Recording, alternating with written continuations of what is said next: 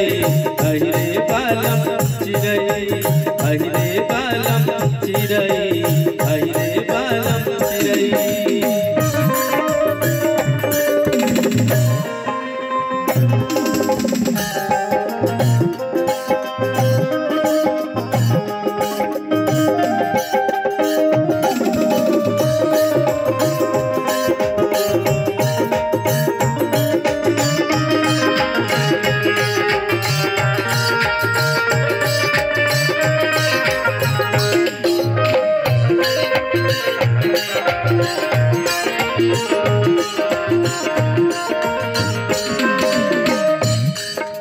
बन बन totally totally नदी कती रे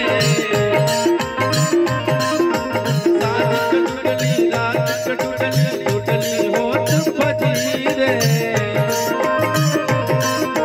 तन में टूटली मन में टूटली टूटली बीच बाजार टूटली बीच बाजार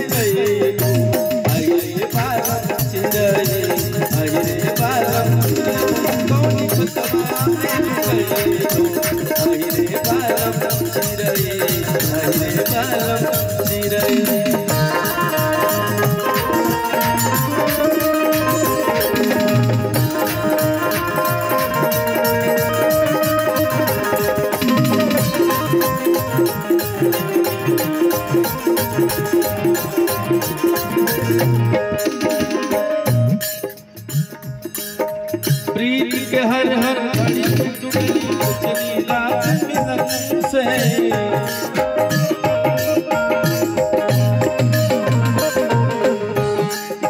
चंद चंद लयदार से पुछली सुर के मन से किरण किरण से जाकर पुछली नील गगन से पुछली नील गगन